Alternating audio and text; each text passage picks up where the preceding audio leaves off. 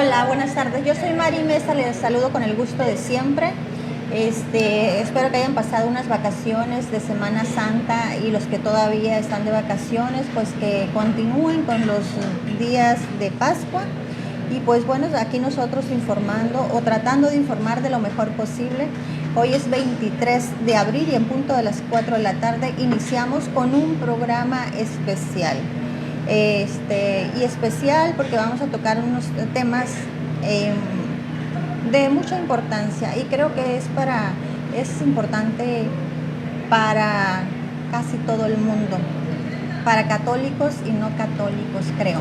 Y bien, aquí tengo a mi invitado, él es el padre Luis Felipe Cabrera Aguilar y le agradezco antes que nada de haberse tomado el tiempo de venir a Informativo MM. Lo habíamos invitado antes, pero por ocupaciones de él, pues estos días tan ocupados, no pudo asistir, pero qué bueno que hoy sí lo tenemos aquí. Buenas tardes, padre, ¿cómo está? Buenas tardes, gracias. Todo bien, disfrutando un poco de estos días de Pascua. Le pregunté cuando llegó cómo se encuentra, cómo está, pues trabajando y descansando. Así es, un poquito de todo, para no perder la costumbre. Así es, para no perder la costumbre. Pues padre, el domingo pasado, el lunes pasado, 21 de abril, el mundo despertamos con una noticia triste, que si bien es cierto, ya nos tenía preocupados, ya estábamos preocupados por la salud por la salud del Papa Francisco y pues viéndolo un poco activo dentro de sus posibilidades, dio el mensaje precisamente el domingo 20 de abril, dio el mensaje de resurrección, recibió al vicepresidente de los Estados Unidos y ya el lunes amanecimos con esa noticia, con la muerte del Papa Francisco, una de las personas más importantes del mundo. Sí, de hecho, sorprendió mucho porque había habido una esperanza de que recuperarse pronto la salud y se veía pues un poco cansado ciertamente, el hospital, la dificultad para respirar, que era el problema principal a través de esa situación de tener desde hacía mucho tiempo un solo pulmón y pues ahora con complicaciones tipo neumonía y algunas otras complicaciones, pues creo que ya venía a menos su estado de salud, ¿no? Sin embargo, parecía que con el parecer de los médicos iba a generarse una mejor esperanza de recuperarse, pero no. 21 y 7:35 de la mañana y pues fue su último minuto entre nosotros. ¿Usted se enteró rápido? Yo me enteré como eso de las 8:30, 9 de la mañana del lunes. No fue una noticia inmediata para mí, no me di cuenta. Pero sí, rápido cundió la noticia, después se invadió el TikTok, se invadieron las redes y prácticamente todo empezó a escurrir entre polémicas de si era cierto, si no era, porque ya ves que estamos ahora a veces desinformados y suele haber las fake news que también nos ponen ese plan también, ¿no? De no confiar a la primera. Es muy lamentable y siempre lo hemos comentado en otros programas que la gente cuando recibe una noticia antes de compartirla debe verificar si es verdad, si la fuente es verdadera antes de hacerla viral o de compartirla. Y pues lamentablemente esta era una noticia de que al menos yo sí deseaba que no fuera verdadera, ¿no? Pero qué mal que se hubiese jugado con una noticia de esas, pero pues así fue. Me di a la tarea de ver varios medios y pues no había manera de que fuera falsa. Era la triste realidad. Era noticia ya que recorría muchas redes. Y tan rápido que recorrió, ¿no? Sí, pero también rápido vienen todos los comentarios, ¿no? Y las formas de expresión a favor y en contra. Sí. Cosas buenas, cosas lamentables de algunas personas que yo creo que sin información correcta tratan de ganar un cierto público, tratan de, pues yo creo que de sacar ciertas cosas que no tienen un fundamento propio, sino que son parte de una serie de mitos que se van inventando a lo largo del tiempo y que algunos incluso con mucha enemistad, diría yo, catalogan la noticia como, como oportunidad de transmitir incluso algunas otras áreas de información ajenas al acontecimiento, ¿no? Como por ejemplo empezar a sacar que fulano papa era así, que era asá, que en tal tiempo, que no sé qué. Otros empiezan a tener comentarios como de que dónde dice en la Biblia que haya un papa, dónde dice el Nuevo Testamento que Cristo haya dejado a una... Bueno, tantas cosas que en algún momento dado pues no falta quien se enrede también en toda esa información, ¿no? Sí, es verdad. Una de las cosas que a mí no me pareció, muchas no me parecieron, muchas sí me parecieron, pero una de las que no me parecieron fueron de que pues se estaba hablando de una lamentable noticia, otros ya estaban hablando de que si quién iba a estar en su lugar. Sí, fue una de las cosas que... la sucesión causa siempre mucha curiosidad y mucho revuelo, sí, pero todavía faltan días para eso. Sí, verdad, está ahí. Hay mucho tiempo para las especulaciones también, desde luego, ¿no? No, sí. Sí. Fíjese que padre, el sábado pasado yo me puse a ver una película que se llama El Cónclave. El Cónclave lo escuché en muchas ocasiones cuando se entregaron los premios Oscar, que fue nominado a algo, y ganó el mejor guión, no lo recuerdo bien, pero me parece. Entonces, debo decir que gracias a eso, pues estaba muy reciente, la acababa de ver, entonces sé que solamente era una película basada a lo mejor en algo que sí era cierto, a lo mejor algo que no, era ficción, o sea, finalmente, pero ahí pude ver varias cosas como el sello, como la destrucción del anillo pescador, cómo se reúnen, cómo a puerta cerrada, cómo se reúnen para elegir al nuevo papa, y cómo hay grupos como en política, cómo hay grupos, y entonces empiezan a preguntarse quién, no, él no porque esto, él no porque en tal tiempo pasó esto, y entonces así empezaron a darse ese tipo de cosas. Pero bueno, esto es una película, pero lo digo porque a mí no, en un principio pues no me había interesado para nada ver El Cónclave, pero la vi. Sí, yo creo que la curiosidad del mundo ante eventos que son muy privados, podemos decirle así, porque no lo veo como una especie de secretismo, pero sí como algo que se desarrolla en un ambiente secreto en cuanto separado del mundo, ¿no? Por eso se llama conclave, o sea, significa bajo llave. Conclave. Bajo llave. Significa bajo llave. Sí, por eso se cierran las puertas, el camarlengo convoca a todos y significa que todos los que no son convocados, todos los que no son cardenales, hace una expresión que los invita a salir a todos, ¿no? Extra omnis, dice, sálganse todos los que no están convocados y quedan solo los cardenales. Y ellos son los que pueden ser elegidos. En este caso estamos hablando de que luego se salen especulaciones por los puestos, por las carreras que algunos han tenido, y que incluso hasta empiezan a especular que un mexicano pudiera ser. Claro, si es cardenal es posible, ¿no? Las probabilidades son otras, pero sí, lo posible es, basta ser cardenal para que alguien pueda ser elegido. Podría ser, ¿no?, candidato, pues. Sí, sí. De hecho, yo diría que los 135 cardenales que se van a reunir son candidatos. Claro que en el argot del movimiento y la dinámica propia del cónclave, pues se van haciendo, digamos, tendencias, ¿no?, al interior de... Cositas que sí sucedían antes, por hablar en claro que pues hay ritos que a lo largo del tiempo se han verificado. Por ejemplo, antes había un rito que había que darle 3 golpecitos en la frente con un martillito de plata al Papa, para que dijera, estás vivo, ¿no? O no sé si hablara, se moviera o alguna cosa. ¿Cuál es la explicación? Al no haber muchos avances tecnológicos, científicos, pues una de las formas de corroborar que la persona había fallecido era esa. No era tanto como ponerle un espejito aquí para ver si marcaba la respiración o no.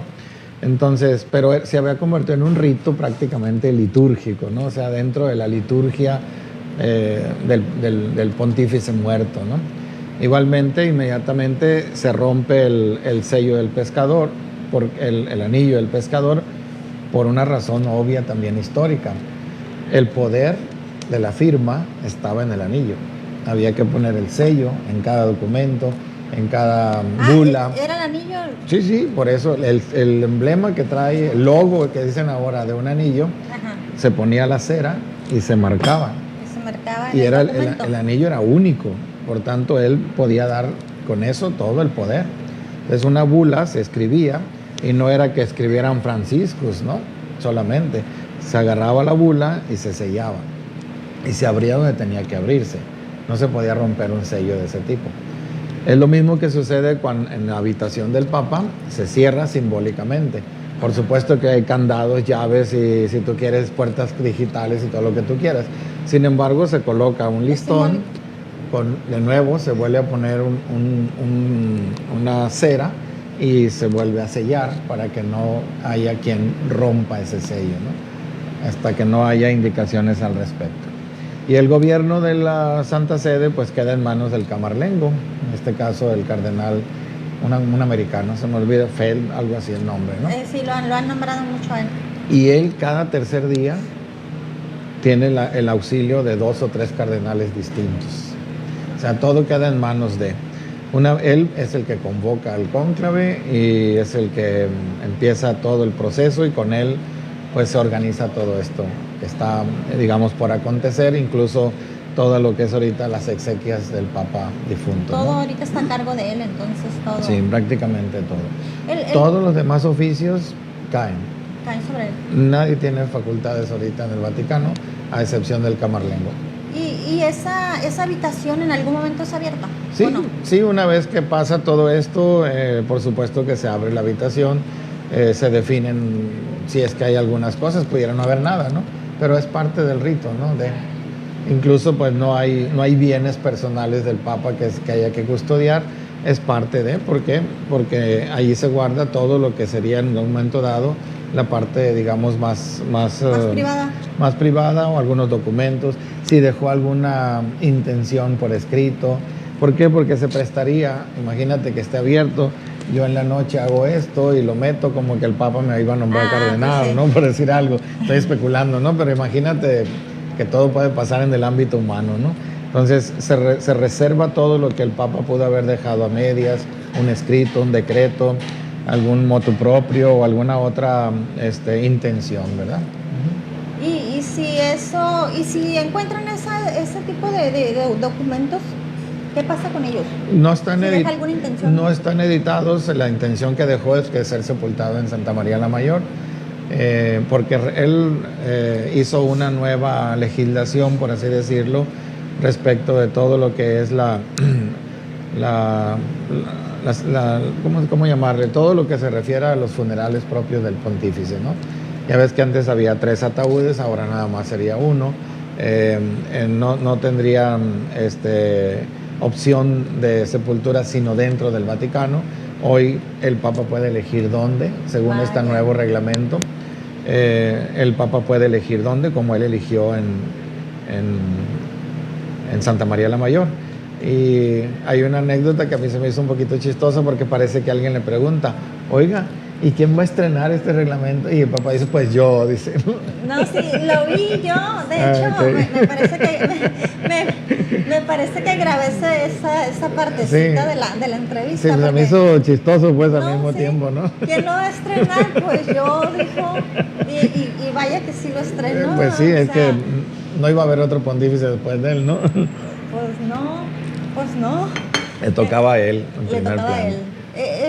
¿Cómo lo describe usted al Papa Francisco? Mira, ¿cómo lo han descrito en las redes? Te lo voy a decir. ¿Cómo lo han descrito en las redes? ¿Cómo lo describe Sí, usted? en las redes hablan de un pontífice progresista, comunista, o el término ese de moda woke, ¿no?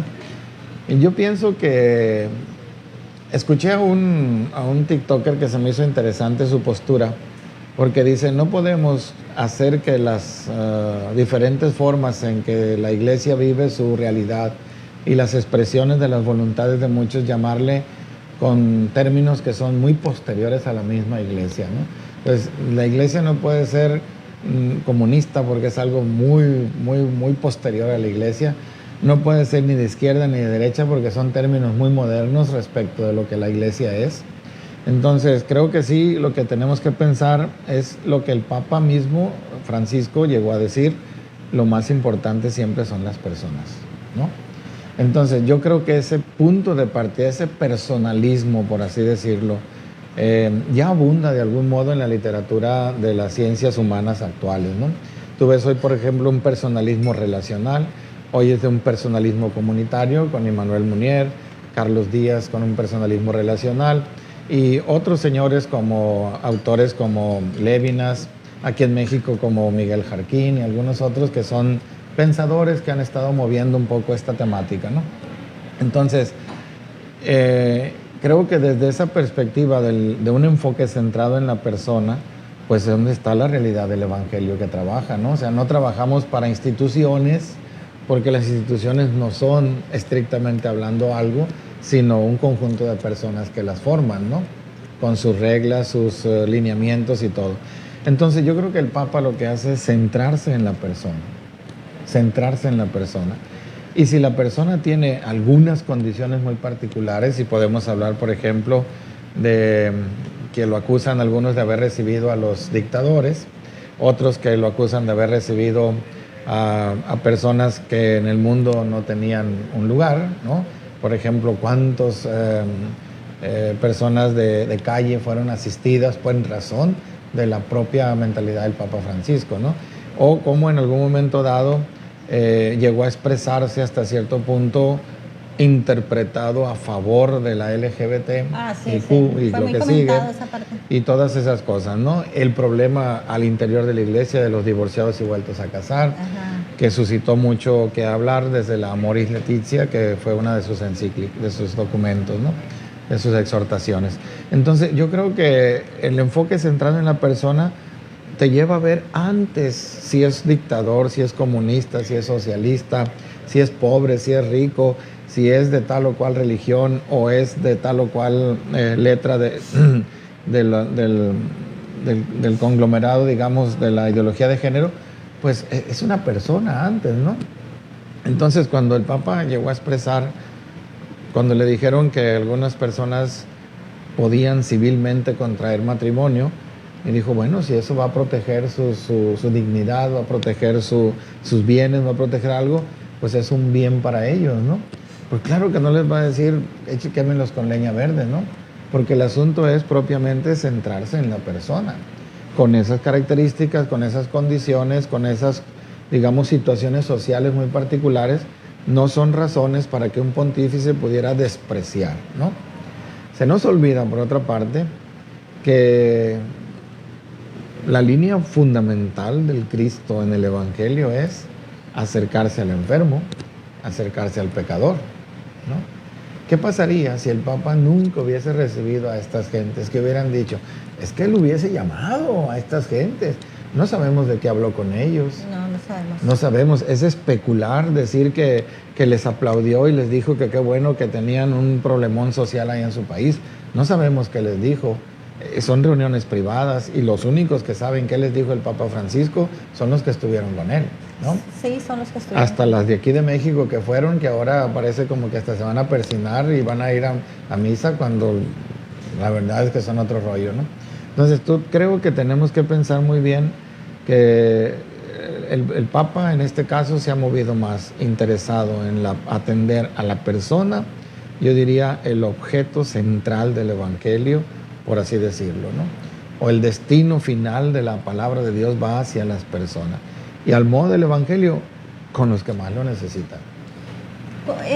Yo pregunté a alguien, ¿cuándo es cuando una persona se dice son los que más lo necesitan? ¿Cuándo es cuando se describe una persona pobre? Bueno, mira, la palabra es multifacética, ¿verdad?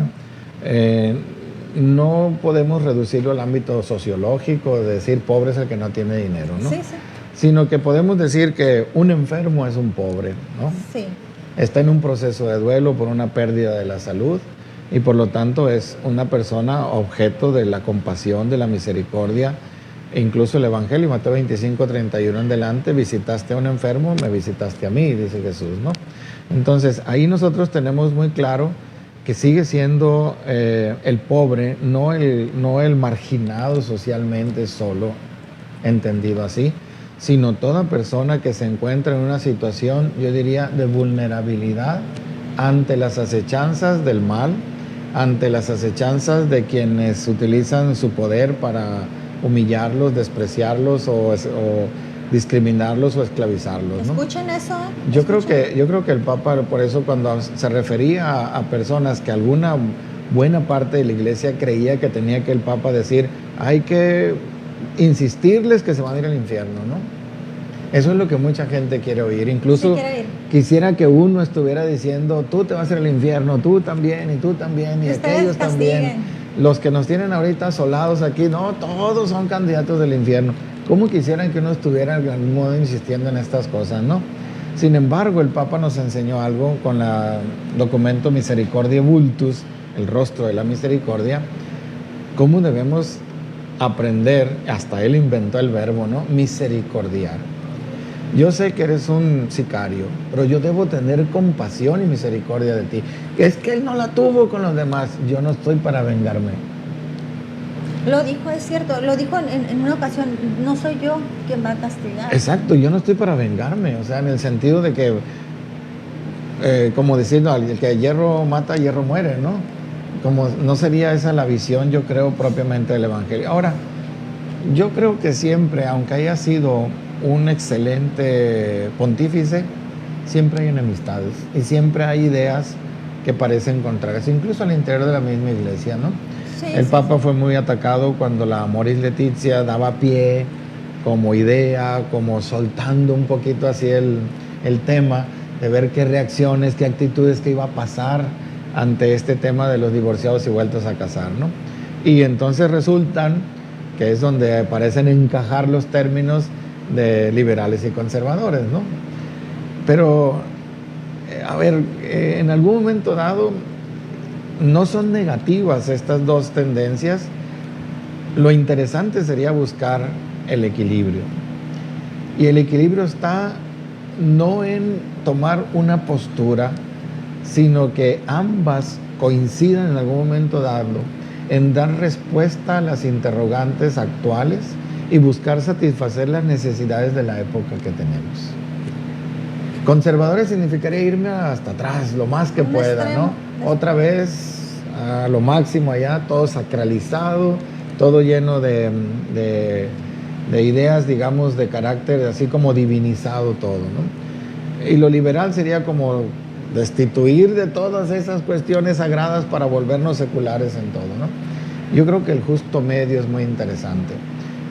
Si ambas tendencias persisten en la iglesia, no deberían de ser enemistad, ¿no? No debería ser ocasión para la división.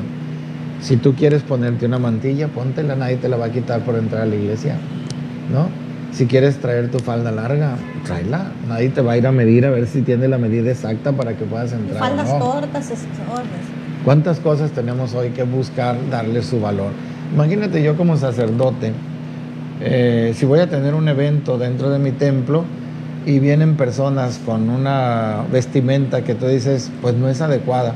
Bueno, ciertamente, si quisiéramos ser moralistas, pues habría que correrlos o ponerles trapos encima o alguna otra cosa. Pero en alguna ocasión hay que ser también un poco de la época, ¿no? Si yo veo que esa gente, sobre pretexto de este evento, están aquí, para mí debería ser una oportunidad de lanzar una invitación a descubrir las bondades de Dios, la misericordia de Dios, el acercarnos más a Dios y no dar una impresión de que aquí somos tan santos que tú estás desacralizando el lugar, ¿no? Entonces te me vas. Sería tanto como si Jesús le hubiera dicho, en lugar de los apóstoles que le decían, no molestes al maestro, que Jesús hubiera dicho, que estás ciego y eso a mí qué, yo vengo a hablarles a los que tienen vista, ¿no? O sea, no podemos ver esas cosas y nunca vamos a estar de acuerdo al 100% en todo. Pero yo creo que sí hay un valor muy interesante de no ver que estas tendencias sean enemistades que rompan la unidad de la iglesia, sino yo diría tendencias que en un momento dado y de sano juicio consigamos un equilibrio donde todo sea siempre para que el objetivo de que el Evangelio llegue a otros se haga factible, ¿no? Me imagino cuando, bueno, más bien recuerdo cuando hay personas que dicen, no, hombre, pues yo nunca voy a la iglesia. Por ahí cuando me invitan a una fiesta, que soy madrina de algo, bueno, pues al menos va.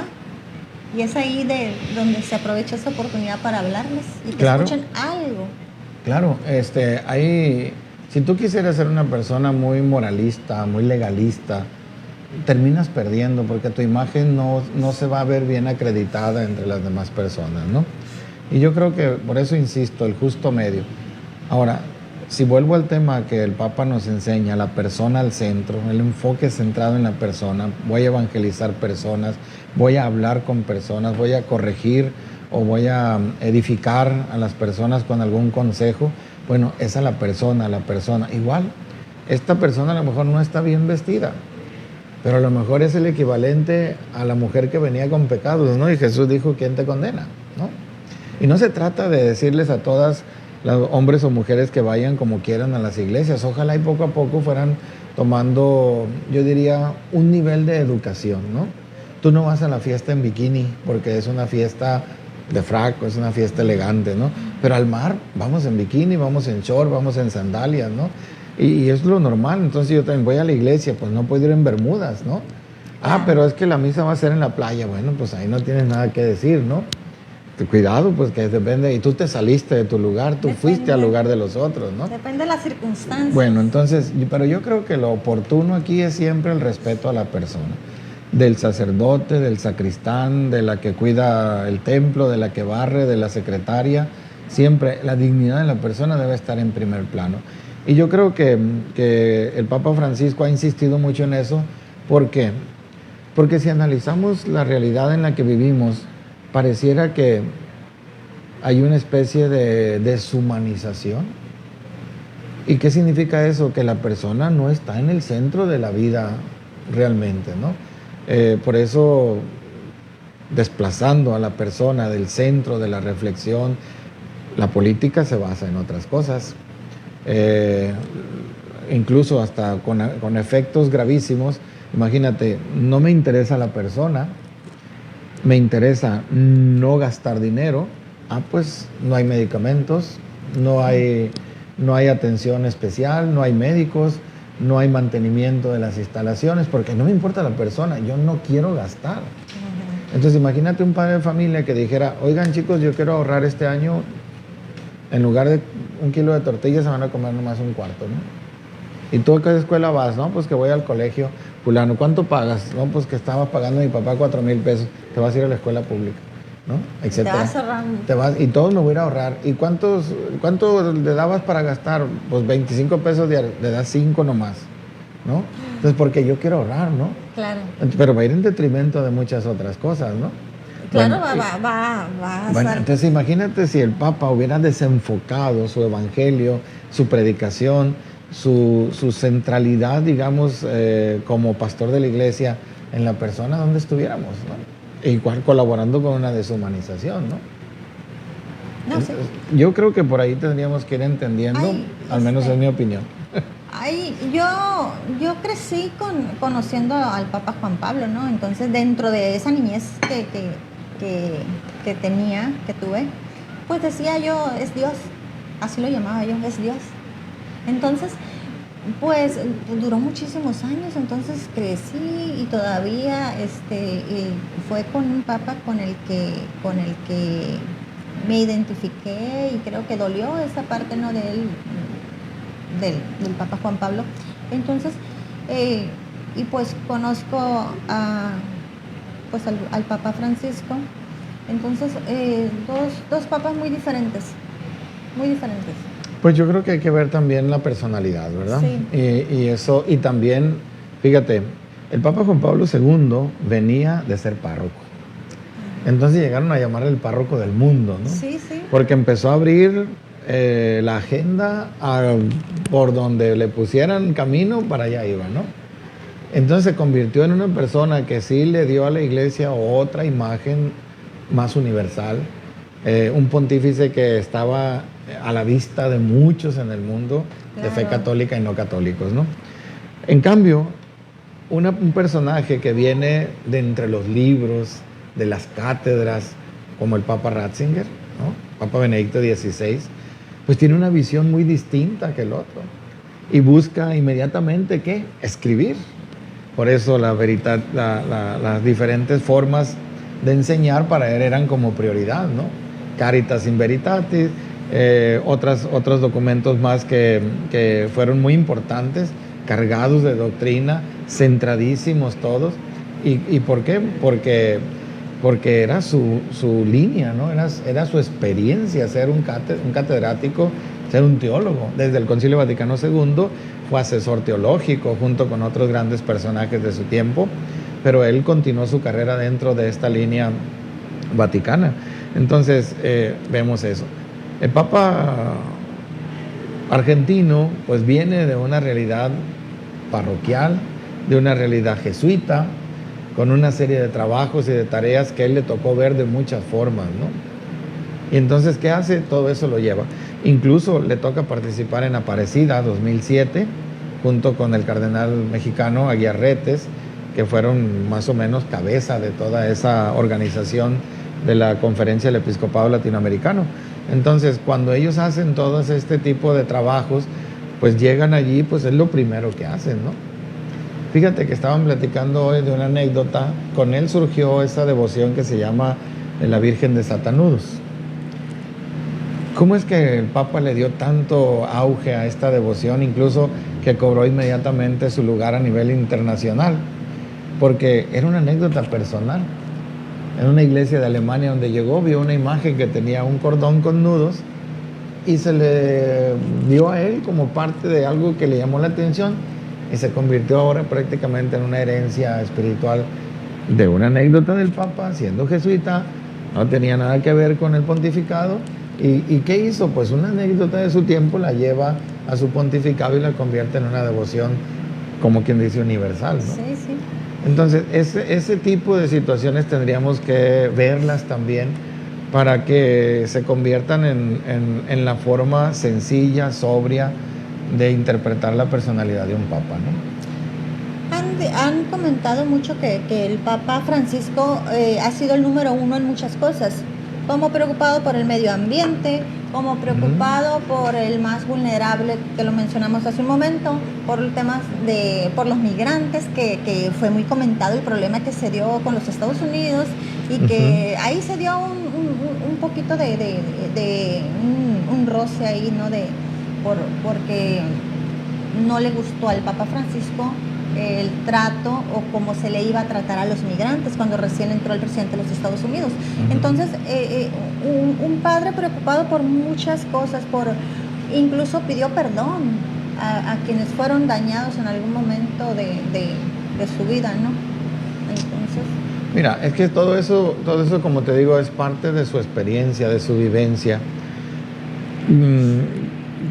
Seguro te enteras de las diferentes expresiones que hubo, o que por no llamarle críticas, cuando salió sin su hábito blanco, en silla de ruedas y como cualquier otro anciano vulnerable, sí, ¿no? Sí.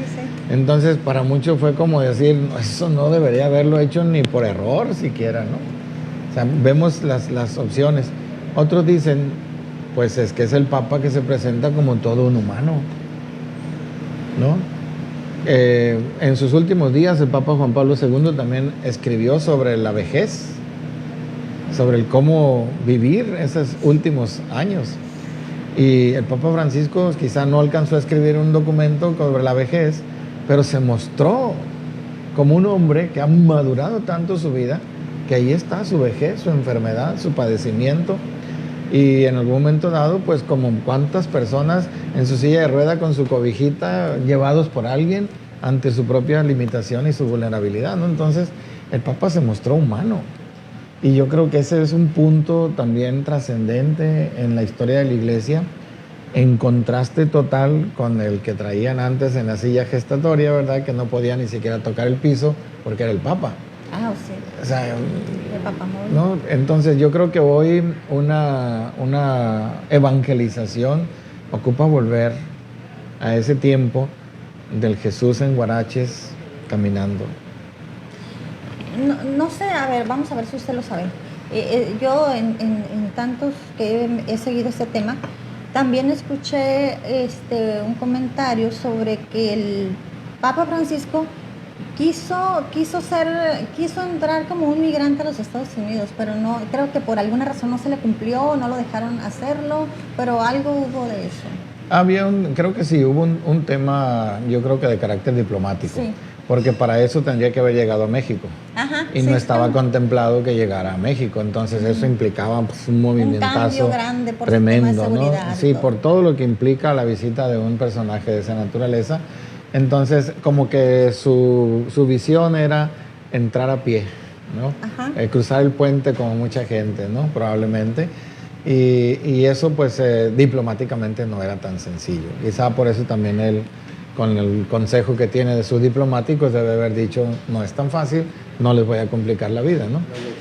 Sí, la logística de mover, cómo iba a mover el tema de seguridad. Sí. En todo caso, óiganme lo que les voy a decir en ese tema de los migrantes, ¿no?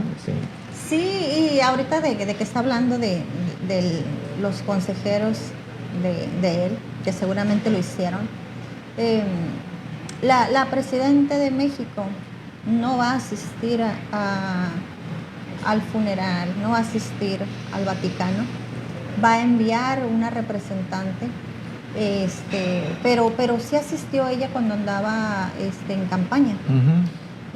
Muchas personas lo ven a mal que ella no asista, entonces debe tener un grupo de asesores que pueden aconsejarle no vayas o sí vayas. Entonces, yo creí que como en el sexenio pasado, que no está muy lejos del anterior López Obrador, no lo quería mencionar ya, pero bueno, lo hice. Entonces, tuvo mucho rechazo por la Iglesia Católica, no se interesó mucho por esos grupos ni nada.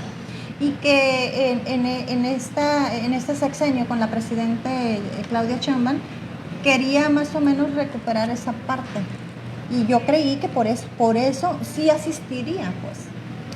Bueno, tú sabes que los políticos tienen intereses muy particulares. Sí, sobre todo aquí en México. Los gobernantes pueden enviar a una persona representante y en algunas ocasiones pues deciden hacerlo personalmente, ¿no? Habrá circunstancias en las que por tareas que están ya en su agenda durante ese tiempo, pues son cosas que no están planeadas, pues pudiera ser que no puedan hacerse a un lado, ¿no? Sin embargo, yo creo que más allá del margen que te puede dar tu libertad personal, cuando eres representante de una comunidad, en este caso de una nación que en su mayoría es católica, pues pudiera ser que fuera un signo muy de pueblo, yo no diría no popular ni populista, sino de verdadera representación, ¿no? Claro. Porque pudiera ser que el pueblo mexicano quisiera estar allí, ¿no? Entonces, en sus representantes puede verse de algún modo que están con una cierta relación, digamos, no en razón de que si yo soy o no soy católica, sino en razón del pueblo que represento, ¿no? Claro, porque al final de cuentas ella representa a todas y a todos, hayan o no votado por ellas, o estén contentos o no con ella, representa, si es que votaron por ella en su mayoría, pues representa ese gran pueblo con fe. Sí, en una, digamos, conciencia clara de ser parte de un pueblo que en su mayoría es católico, pues pudiera ser que tomase una decisión muy favorable a eso, ¿no? Y quizá no faltaría quien lo interpretara como una cuestión meramente parte de la demagogia o politiquería, lo que tú quieras, pero si fuésemos más sensatos en ese sentido, yo creo que sí pudiéramos verlo como algo razonable, ¿no? Claro, debería de ir, sí debería de ir, pero bueno, que haga lo que quiera. Y bueno, de todas maneras. De todas maneras, lo que quiera, pues que haga lo que quiera. Pero bueno, no nos vamos a desviar tanto de este tema tan importante que tenemos. Hay otra anécdota que usted la debe saber. Hubo un momento en que hubo dos papas vivos juntos, que fue algo muy, que dijeron muchos medios de comunicación, y aclaro, que los medios de comunicación fueron muy, bueno, más bien simpatizaron mucho con el Papa Francisco porque fue muy amable con los medios de comunicación, los trató muy bien. Fue más abierto a... Sí, fue muy abierto a eso. Entonces, bueno, lo que pasa es que, mira, aquí existe una, llamémosle, una posibilidad de que todo obispo a los 75 años debe presentar su renuncia, ¿no? Vale.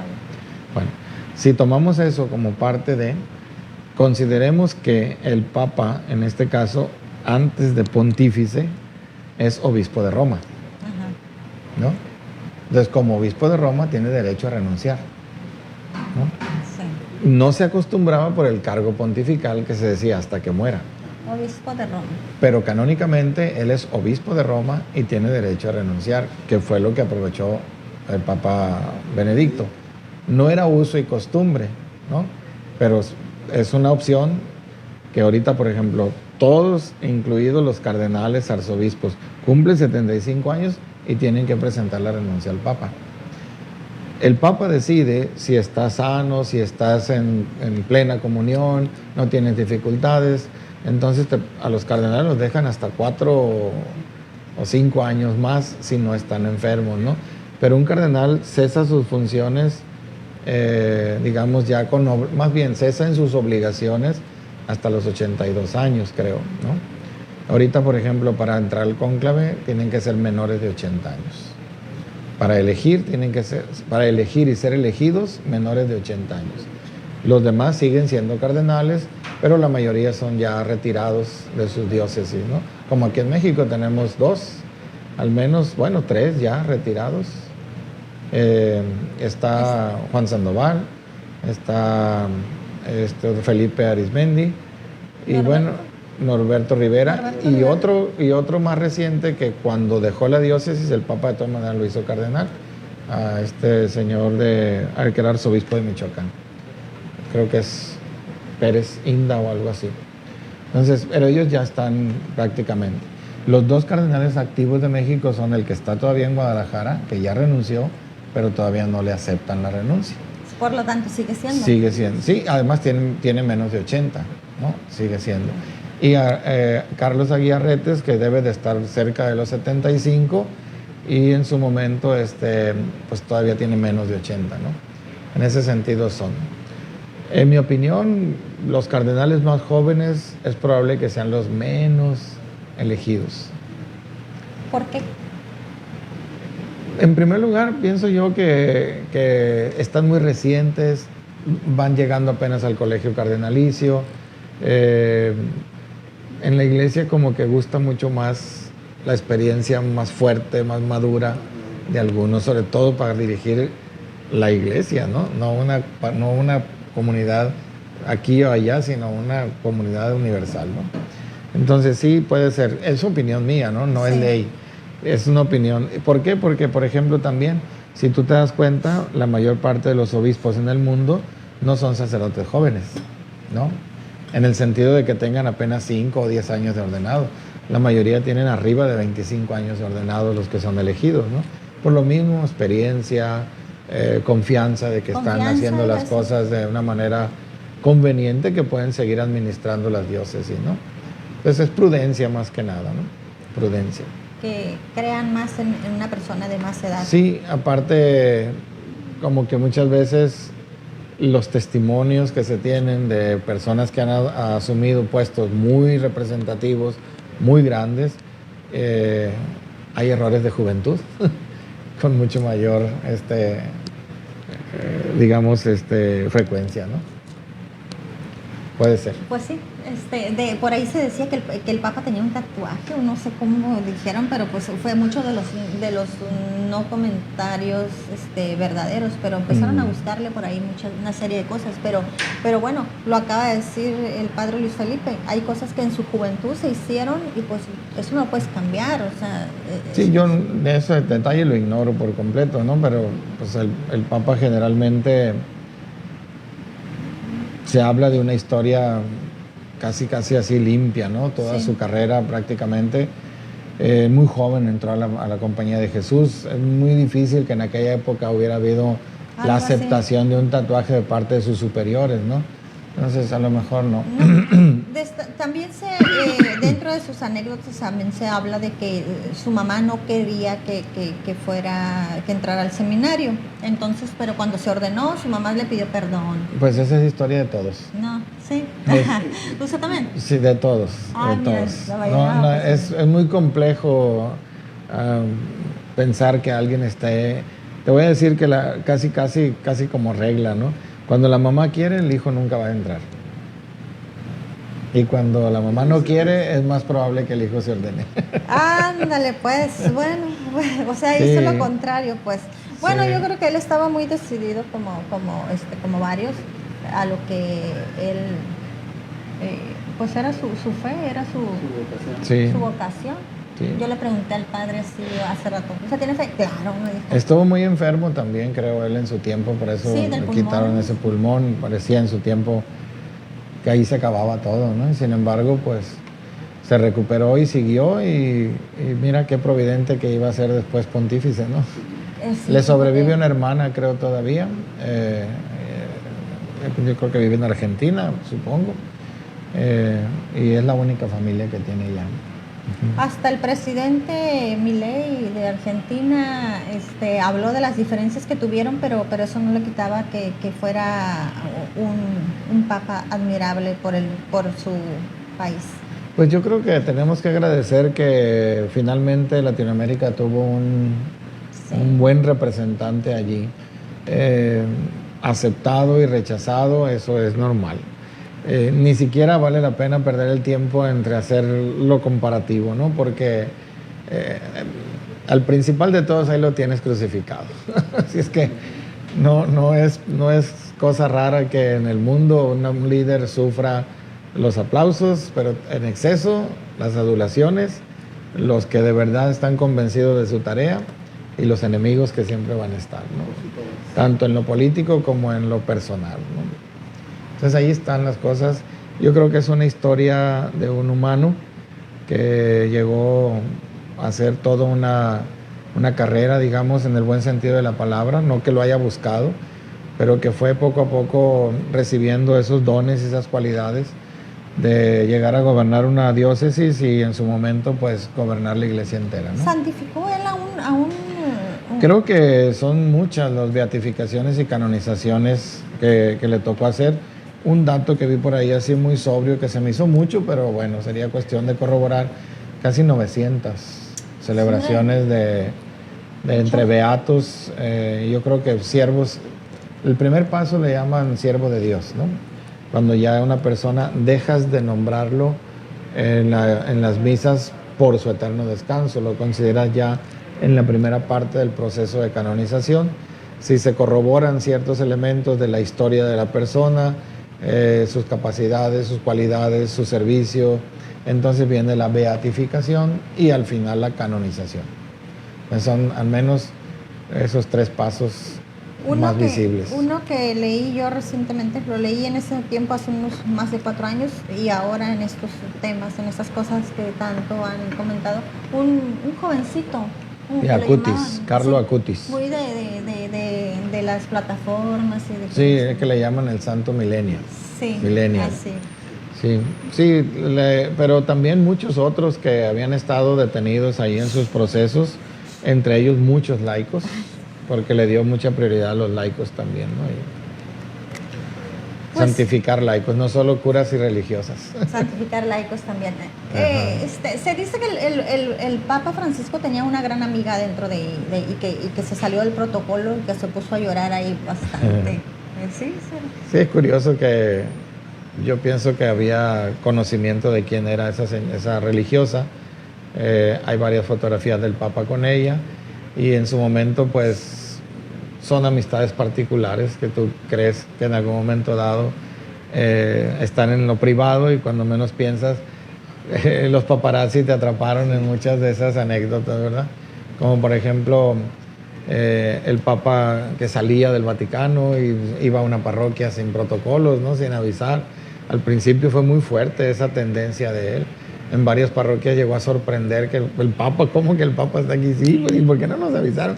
No, porque no venía un son Sí, más pasó que eso. de un feligrés más que entra aquí a Qué la bonito, iglesia, imagínate ¿no? que llegue así, que digas tú, pues llegó, pues soy un humano. Soy Hubo una más de persona alguna normal. vez que algún sacerdote le habló y pues le habló porque era su conocido y todo, y pues ¿quién me está hablando? Pues el Papa Francisco. Sí, ¿no? ¿Cómo crees? O sea, anécdotas que, vuelvo al tema, lo hacían ver mucho más humano, no porque los otros no lo fueran. Los otros estaban más dentro de ese encerramiento de los ritos, de los protocolos, de las investiduras y de muchas otras cosas, ¿no? Y el Papa Francisco fue más liberal en ese sentido. Sí. Abrió su propia red social, escribía Sí, lo sí. que pensaba. Pues sí, a lo mejor ponía unas letras y alguien se las pasaba, ¿no? Porque Sí, no para creo que que él tenía manejara, tanto ¿no? tiempo para. Lo mismo, como jesuita, pues es el primero de toda la orden, a pesar de tener tantos años ya de siglos prácticamente de existencia de la orden. Es el primer papa jesuita.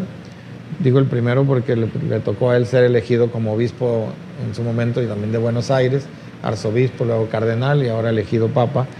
Pero alguna gente oye Francisco y oye Francisco de Asís, ¿no? Ajá. Pero es Francisco Javier, el evangelizador jesuita, que evangelizó todo Oriente. Probablemente hay una combinación, pero también fíjate con el Laudato Si, que fue una de sus encíclicas a favor de la ecología, ¿no? de la casa común, etcétera, pues como que se asoció un poco más a Francisco de Asís en De ese hecho, sentido, sí, lo ¿no? empezaron a relacionar con Sí, con yo San no, Francisco. no creo que no hay que hay que porque los excluir, pobres ¿verdad? y todo eso. Pero hay una combinación, diría yo, de entre Francisco de Asís y Francisco Javier, que era jesuita, ¿no? Porque Por eso ya Francisco elegido, Javier pues, era jesuita y le tocó evangelizar Oriente, ¿no? Entre China, Japón buen y dato. eso, ¿no? Entonces yo creo que hay una buena conexión entre la pobreza de uno y la capacidad evangelizadora del otro.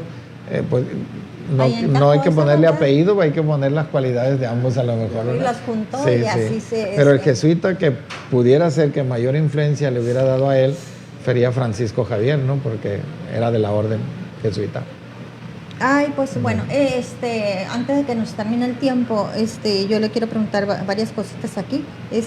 La sede ahorita está vacante. Se ha dicho por ahí que en la primera semana del mes de mayo ya tendría que haber un papa. Entonces, también en ningún país, en ninguna iglesia se pueden realizar misas ahorita, no sin antes de que ellos No, sí, terminen lo suyo. todo sigue igual.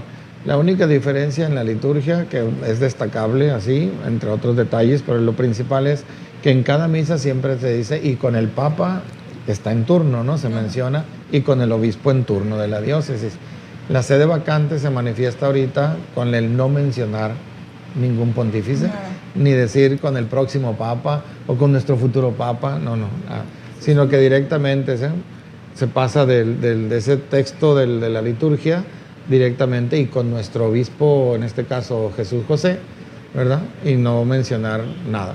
Cuando una vez que sea electo el Papa, entonces asume un nombre, si se va a llamar Francisco II o Juan Pablo III o Pablo VII, como quiera llamarse, entonces empezamos en cada misa a mencionarlo igual. Ah, vaya. Lo demás todo sigue igual. formalmente, a excepción de los actos que desde la Iglesia Universal requerirían la presencia del pontífice, ¿no? O la anuencia del pontífice.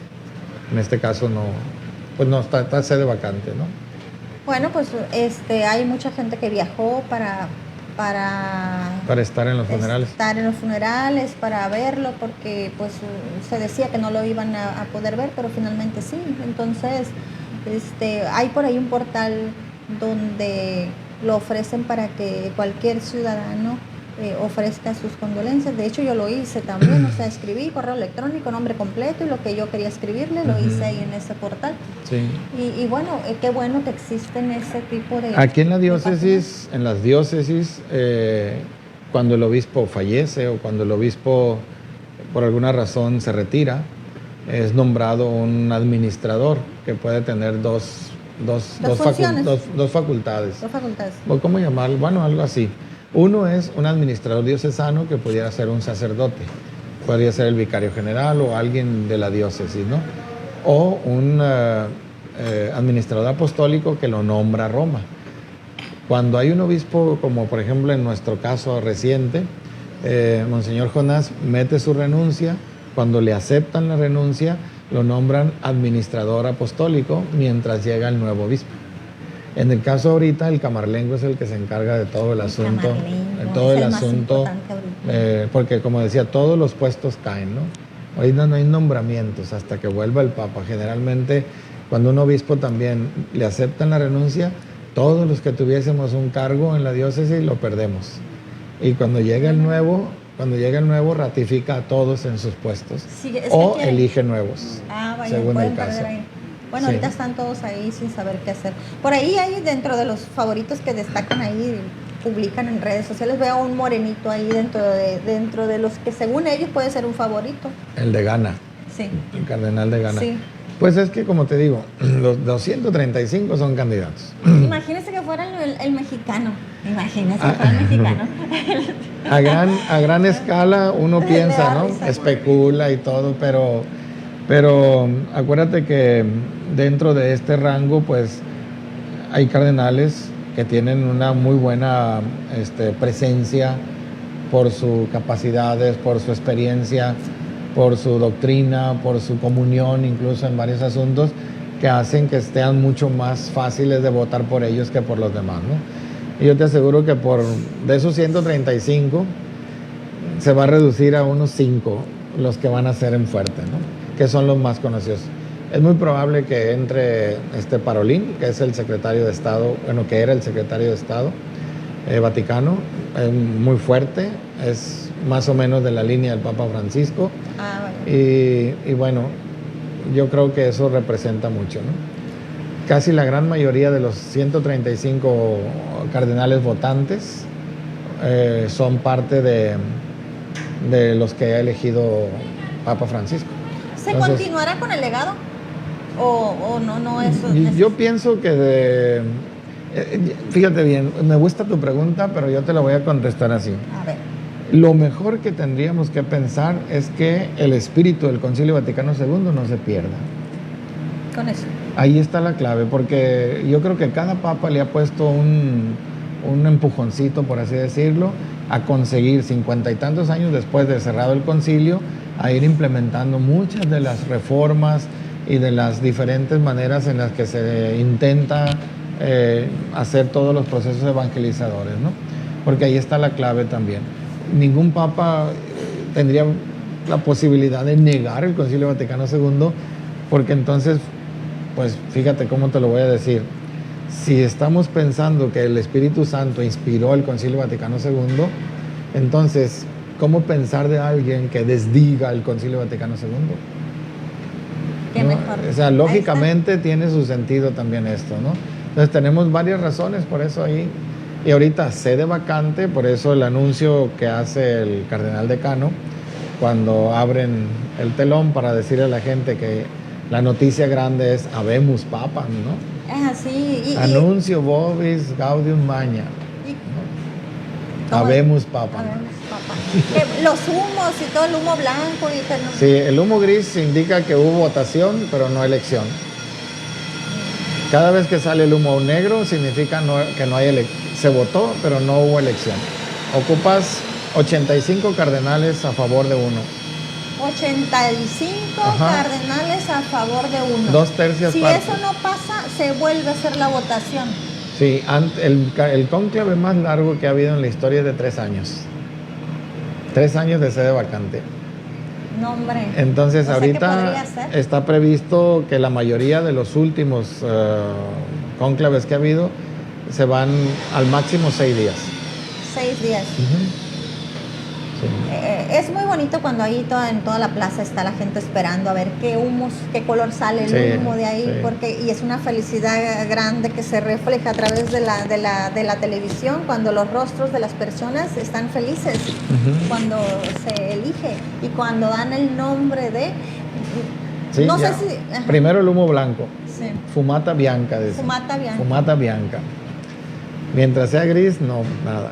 Cuando sí. nombraron a Francisco hubo como que medio gris primero y ya después la gente pensó otra vez, ¿no? Y cuando menos pensaron, Ya se veía blanco y dijeron, empieza la gente a gritar y a hacer su Sí. show ahí, ¿verdad? Y todo. Pues es que... Y es inmediato. Ah, y otro detalle. ¿Cuál? La estadística cuenta, ¿no? Vamos Ay. pensando que los de los 135 papas que están ahí tienen una talla de su vestidura, entonces confeccionan tallas más o menos conforme a la media porque en ese momento tiene que revestirse de blanco, ¿no? Ah, tiene que estar preparado Sí, el traje. no es que, a ver no, o sea, de algún modo ya está previsto las medidas para, ¿no? De los 135. Sí, la media, ¿no? La media. Sí. Para que les quede. Vamos pensando una mediana, una grande y una XL. Ay, voy a empezar a ver quiénes están de XL. ¿Quién mide XL? Sí, Sí. hay que ir viendo esa parte. No, pues yo creo que vamos a estar esperando, va a ser una noticia grande esta. Qué bueno que tuvimos la oportunidad de tener al Papa Francisco y pues que en algunos momentos habló en el idioma español, Entonces, varios momentos. Sí, habló hizo uso de su lengua, aunque oficialmente siempre en italiano, ¿no? Así es, y eso me gustó, esa parte. Qué bueno que trató muy bien a los medios de comunicación. A ellos, cada quien está feliz por lo que le toque, ¿no? ¿Verdad, padre? Sí, claro. Y bueno, padre Luis Felipe, ¿qué hará la Iglesia Católica en estos días? En varias ocasiones puede haber una convocatoria para que todas las parroquias estemos constantemente pidiendo, en este caso, pues por su eterno descanso. Hay algunas ocasiones en que el obispo congrega también a esta comunidad, pues, para hacer las cosas y, pues, yo creo que la mejor actitud es la de siempre, ¿verdad? Orar como oramos por los nuestros, ¿verdad? Que se nos adelantan. Ay, la pregunta que le iba a hacer. ¿Usted ha ido al Vaticano? Sí. Es que él me estaba comentando, yo creo que el padre ya debe de conocer el Vaticano. Bueno, yo estudié en Roma. A ver. Y estuve 3 años allá. Ah, pues mira, pues con razón no conoce todo eso, ¿no? Qué privilegio. Sí, bueno, nos tocó mucho convivir en algunas ocasiones los eventos del Vaticano con el Papa Juan Pablo II. Mira, eso es una bendición. Al cardenal Ratzinger entonces me tocó saludarlo en la Plaza San Pietro, también ahí, platicar con él 5 minutos. No, Éramos un padre de Guadalajara y yo, lo vimos que venía y nos le acercamos. Un hombrecillo sin chiste, vestido de negro, con sombrero negro y un maletín viejo, así como pero viejito, de cuero. Y muy amable, muy atento. Le recordamos que lo habíamos visto en México porque estuvo en el seminario en Guadalajara y a mí me tocó estar ahí también estudiando. Entonces, me parece que yo fui libro en esa ocasión para que él orara, pero era el cardenal Joseph Ratzinger entonces. Pero muy amable, muy atento, muy humano el Papa. Bueno, después Papa Benedicto XVI. Mira que eso es una satisfacción, eso. Sí. Es una satisfacción. Yo lo veo como una parte importante que haya Sí, pasado eso. me tocó también la experiencia, no de lado a lado, pero el rector del Colegio Mexicano, que era donde nosotros estábamos, le dijo al Papa que si podíamos venir un día a tener una audiencia privada. Y el Papa Papa Juan Pablo le dijo, no, yo voy a ir al colegio, le dijo. No hubieras visto el show para que el Papa llegara al colegio a comer con nosotros, fue a comer. Estuvimos en el comedor, pues muy grande el comedor, éramos 120 sacerdotes, se me hace, más los formadores. Entonces éramos un buen número. 135. Éramos 135. Eran 135, imagínense. No, pues sí, éramos un buen número. Es que nunca le habíamos preguntado nada de esta parte, fíjate, por eso es que no sabíamos. No, sí, me tocó estudiar allá del 97 al 2000. Del 97 el año 2000 me tocó recibirlo allá. Yo terminé mis estudios en junio del 2000. Pues mira qué gran noticia, qué bueno saberlo a través de Informativo MM. Y pues bueno, el Papa Francisco pues era un padre, un papa que se le identificaba como austero, cero austeridad, que podría haber tenido muchos privilegios, pero pues no los tomó. De hecho tenía una casa que tampoco nunca la habitó o la visitó nada más una vez por ahí, pero eso es lo que se sabe hasta ese momento. Yo creo que vamos a seguir escuchando mucho más anécdotas a través de las redes sociales, a través de la televisión. Y pues bueno, hay que invitarlos a todos a informarse bien y no hablar así cosas que no sabemos. Entre muchas imágenes que rescatar, está en tiempo de pandemia, cruzando la Plaza San Pedro solo hacia un crucifijo en actitud orante en tiempo lluvioso. Se prestó todo como si fuera un acto de escena de película, ¿no? El pontífice vestido de blanco, caminando por donde, pues, solo todo, ¿verdad? Subiendo. Hay una serie de imágenes ahí también, videos incluso, que se ve cómo llega él hasta allá. Empieza como peregrino, pues, hasta donde está la entrada a la basílica. Y sí, muy interesante. Hay muchas anécdotas. Yo creo que cada pontífice es un regalo, ¿verdad? Y yo creo que hay que saberlo apreciar desde la fe. Y desde el ser humano, ¿no? Claro. Porque si lo especulas desde tus posturas idealizadas o desde tus posturas a veces politizadas en términos de ideologías, pues siempre vas a tener un pero, siempre vas a tener una razón, incluso hasta para juzgar de una manera, yo creo que fuera de lugar, ¿no? Así es. ¿No? Pues muchos líderes, presidentes de cada país ofrecieron sus condolencias, fueran países católicos o no, lo hicieron. Tuvo muy buena relación con los árabes. Sí, acuérdate que estuvo en Dubái, sí, en todos esos lugares, ¿verdad? Cosa extraña porque ya ves que no era tan sencillo mezclar a veces cuestiones religiosas, ¿no? Pero lo recibieron como un hombre de paz y yo creo que eso abre muchas puertas, claro, ¿no? A una situación de paz mundial más fácil. Incluso lamentó y quiso ver cómo conciliaba Rusia-Ucrania, lamentó mucho esa parte, lamentó Franja de Gaza, lamentó las cosas que suceden en México y tal vez por eso creo que personalmente estaba al tanto de lo que sucedía en Gaza e Israel. Sí. A través del prelado que está allá también, ¿no? Que es un obispo con el que nos tocó también estar una vez. Es el obispo que representa a la Iglesia Católica allá en Israel. Está todo muy bien organizado para el diálogo interreligioso. Desde Juan Pablo II ha avanzado muchísimo todo eso. Bueno, pues vamos a seguir nosotros continuando viendo todos estos temas.